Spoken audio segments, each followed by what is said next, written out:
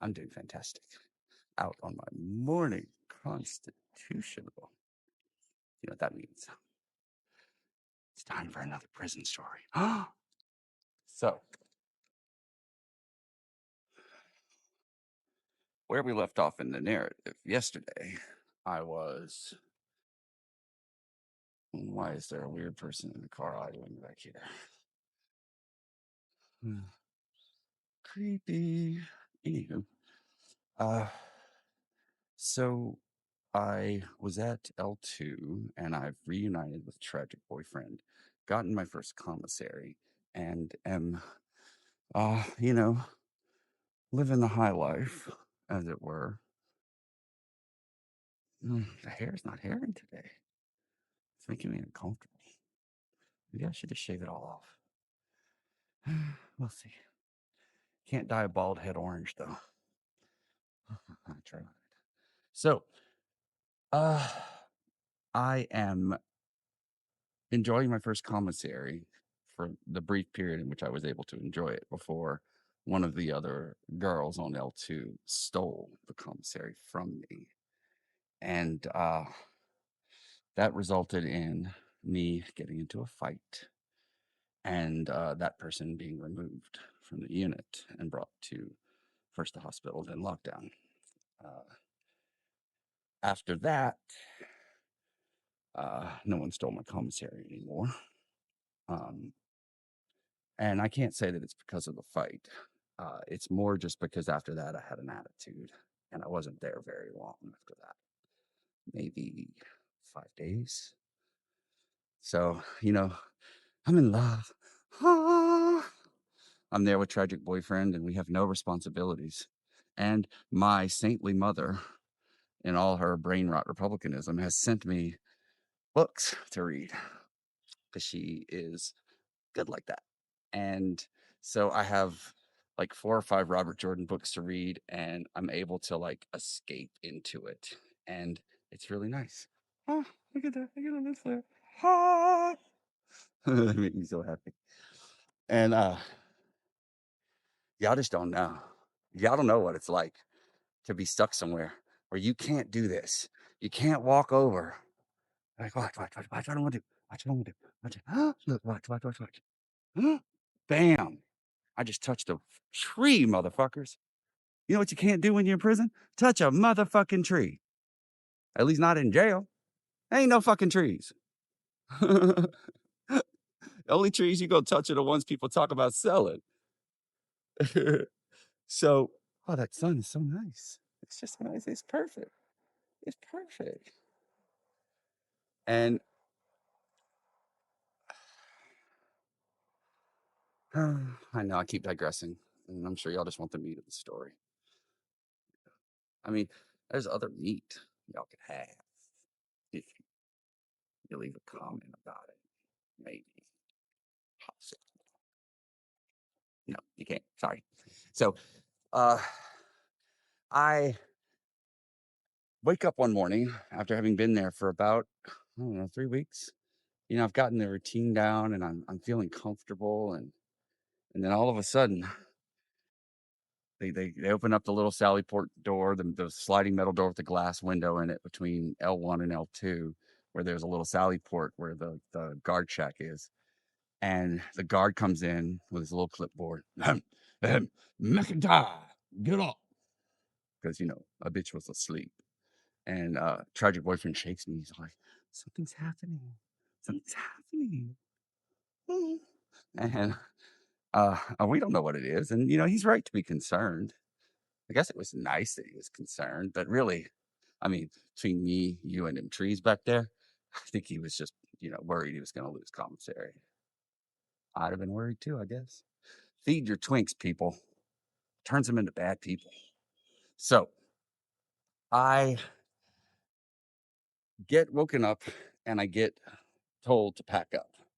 And I'm like, the fuck? What's going on? And of course, when you ask in situations like this, hey, what's going on? What's happening? What's happening? They're not going to tell you shit. Now, they know. They got it on their little sheet of paper that you're being transferred. They're not going to tell you. Now, if they like you, or if they're sloppy, if they're lazy, if they just don't want to be bothered. There's all kinds of reasons, but then they might tell you. And I got lucky. I got a trifecta. I got sloppy, lazy, and liked me. So this CO tells me, "Oh, you being transferred? You're a federal inmate. They're pushing you over to Tangipahoa." And I was like, "Okay."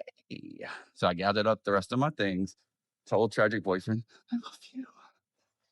Goodbye. It's not the last time. I'll see you again. Oh, oh." I meant every word of it too. I tell you, people say a lot of things about me, and you probably will. I don't know. People talk about me. It's fine, but I come fucking through. Anyway, I get moved. I get to go through the rake your nuts all over again multiple times. I get strip searched on the way out of East Baton Rouge Parish. They dump all of the things that I've managed to gather, including a radio, like 5 or 6 books, um, a t-shirt, some underwear, socks. I left most of it with Tragic Boyfriend, but I kept like one of everything, and I kept the books because he don't know how to read. So I kept all of that with me, and they let me, take it with me because when you're transferring from facility to facility in this fashion, sometimes they'll let you take stuff with you. Now the marshals, they're not supposed to do that. Like they'll tell you if they're in their druthers, they don't like you, you look funny, you're wrong, your breath stinks. That doesn't really matter. That they didn't have breakfast that morning. They're like police officers. A police officer doesn't have to give you a citation or a ticket. They're not required to do it. They have discretion. They don't like you to know that because then they have to answer for their decisions. And let me tell you, they don't want to answer for their decisions. They want to be able to enforce their decisions whenever they want and then have some other authority back them up whenever they're wrong. That way, they never have to accept responsibility. The whole while, everything they're doing is predicated on you accepting responsibility for what you did, but they don't have to do that. No, sir. Heaven forfend me, Popo, accept responsibility? But no, Daddy. No. Fucking assholes. So anyway, uh, they let me keep my books. I thank you, marshals, whichever assholes it was. There's no way to know who they were. Thank you for letting me keep my books. I didn't get to keep them long. I get transferred to Tangipahoa Parish Prison, which is in Louisiana. We don't have counties; we have parishes, and they're the same fucking thing. It's just Louisiana's fucking stupid like that. So I get transferred 3 counties over to Tangipahoa, roughly an hour and a half drive for my family to come visit me, into a dorm where, and none of this is hyperbole, okay? None, not a bit. They hold you in a cell block that's got a day room. It's quite a large day room. It's got a couple of square metal tables that have sometimes have like chess squares on them. You don't get chess sets, but hey, you can get checkers. So, and then like an old style 27-inch CRT TV on a shelf 12 feet in the air, and plate glass windows on the day room that separate the day room from a hallway. And on the other side of that hallway is a controlled guard shack where there's on the other side of plate glass and cinder block is a guard. And you're allowed in the day room between 5 a.m. in the morning and 10 p.m. at night. And at 10 p.m., you have to go into a 2-man cell where there is a door that automatically shuts and doesn't open again until 5 in the morning unless it's directed by a CO. And you can't get out of there. And there's a call button to call for help, but it doesn't work. So you are in a cell 40 feet away from a plate glass window that's probably an inch thick over a 10-foot wide hallway to another foot of cinder block. All of that separates you from any kind of help. Any.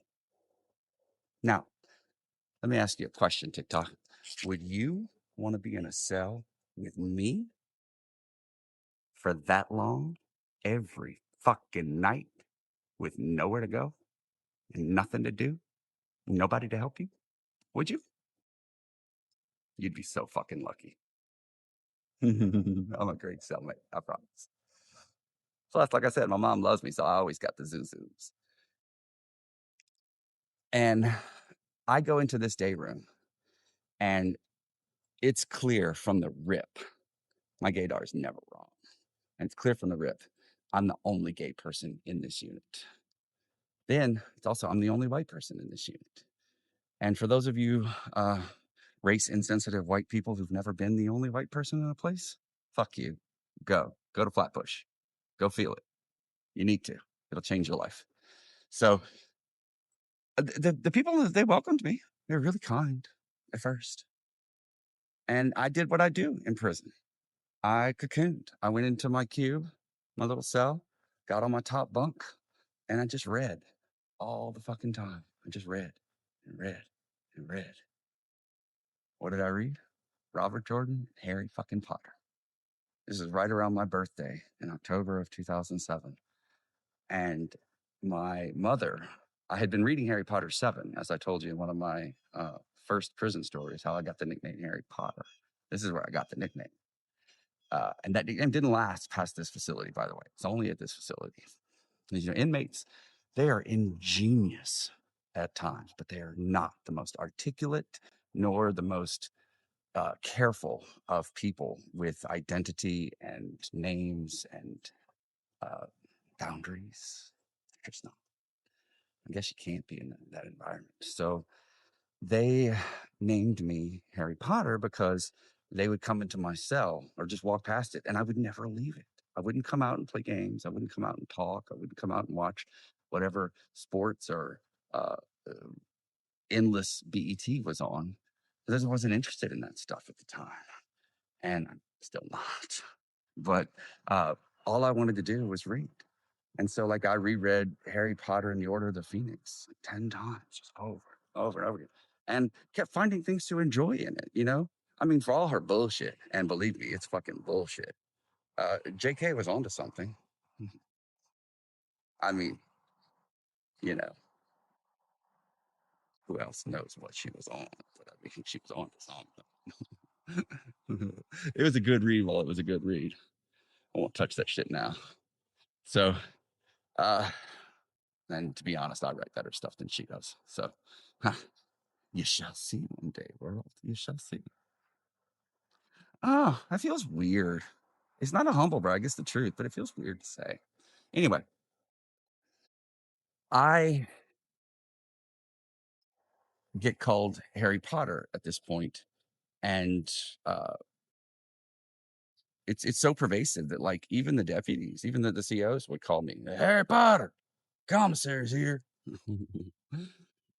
And then I meet one of the first people who was both really considerate, like overwhelmingly kind to me in prison, and also really predatory. His name was Bird, Byrd. I don't know if that's his real name, his last name. That's just what he went by. I didn't look any further. But Bird is a good 3 inches taller than I am, and I'm a tall motherfucker. Had a good 100 pounds on me, but was just sweet as pecan pie, just nice. And you know what else? He had a cell phone. He did. So let me ask you a question, TikTok, and I'm not going to tell you the answer, but you can leave a comment and guess at it if you want. What did I do with that cell phone? Find out next time. Bye.